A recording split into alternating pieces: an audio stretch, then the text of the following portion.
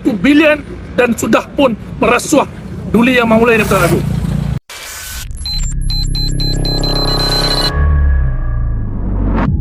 Warahmatullahi wabarakatuh dan salam sejahtera. Terima kasih Yang Berhormat Ustaz Fazli Syahari selaku Ketua Pemuda Perikatan Nasional merangkap Ketua Penerangan PAS Pusat. Saya ingin membuat ulasan berhubung dengan satu laporan polis yang telah dibuat semalam oleh Siti Sesulit Yang Berhormat Ketua Pembangkang Datuk Seri Hamzah Zainuddin berhubung dengan tuduhan fitnah jijik jelek yang mengatakan beliau dan pimpinan Perikatan Nasional cuba merasuah Duli Yang Maha Mulia Seri Paduka Baginda Yang di-Pertuan Agong. Ustaz Fazli Syahari sendiri Yang Berhormat telah bertanya dalam kenyataan media beliau berkenaan dengan kenyataan yang dibuat oleh Yang Amat Berhormat Perdana Menteri dalam posting terbaru beliau selepas pre-cabinet meeting dengan Yang di-Pertuan Agong. Dalam pertemuan tersebut, dalam posting tersebut, Yang Amat Berhormat Perdana Menteri mengatakan membuat andaian, insinuating seolah-olah ada orang yang ingin merasuah. Tapi bila guna istilah derma 700 juta, 500 juta, padahal itu bukan kenyataan Yang di-Pertuan Agong. Dalam perikat, dalam posting Istana Negara tidak dirujuk langsung, tidak dibangkitkan langsung. Tapi kenapa Yang Amat Berhormat Perdana Menteri membangkitkan hal itu dan menimbulkan tanda tanya? Kalau kita cuba hubungkan dengan laporan-laporan media pro Pakatan Harapan, media rakyat, the coverage, TikTok account yang pro Pakatan Harapan, semuanya ramai yang membawa naratif rasuah ke atas Duli Yang Maha Mulia Yang di-Pertuan Agong. Sebab itulah semalam Yang berbahagia Tun Dr. Mahathir mencabar Datuk Seri Anwar Ibrahim, buktikan beliau ada 1 bilion dan sudah pun merasuah Duli Yang Maha Mulia Yang di-Pertuan Agong. Jadi saya nak tanya kepada kerajaan, khususnya Menteri Dalam Negeri dan juga Menteri Komunikasi Fahmi Fadzil, dah 24 jam laporan polis ini dibuat semalam. Mana tindakan SKMM untuk menurunkan semua portal-portal berita yang membawa fitnah ini?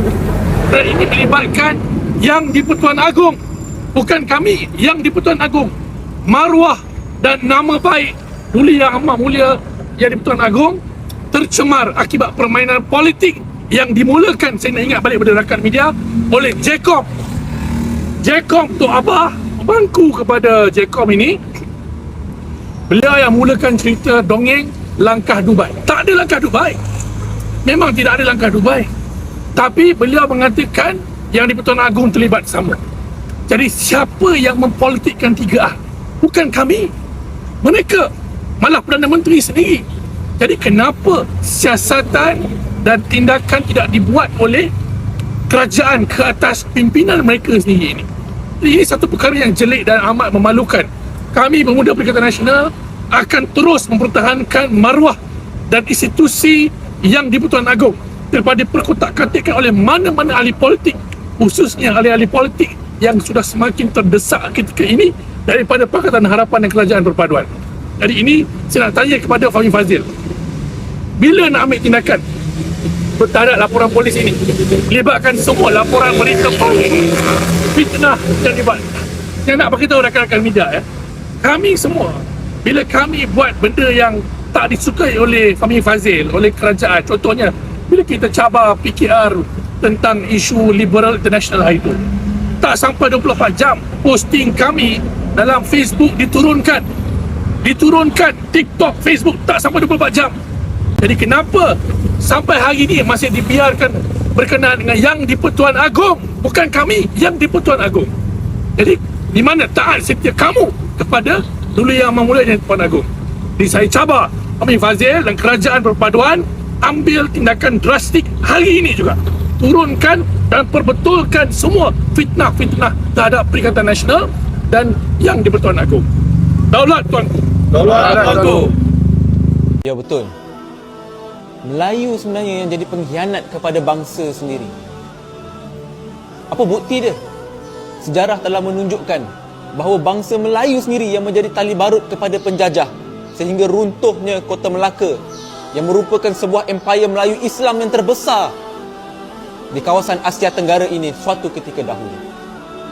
Kerana Melayulah yang sanggup menjual agama, menjual bangsa, menjual maruah dan jati diri sebagai orang Melayu, menyebabkan Melayu itu sendiri berpecah dan hilang kuasa.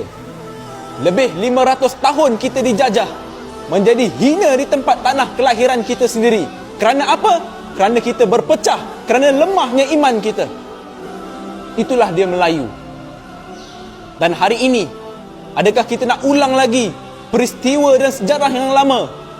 Bila kita Melayu ini mula berpecah, adakah kita nak tengok kita orang Melayu menjadi hina di tanah kelahiran kita sendiri?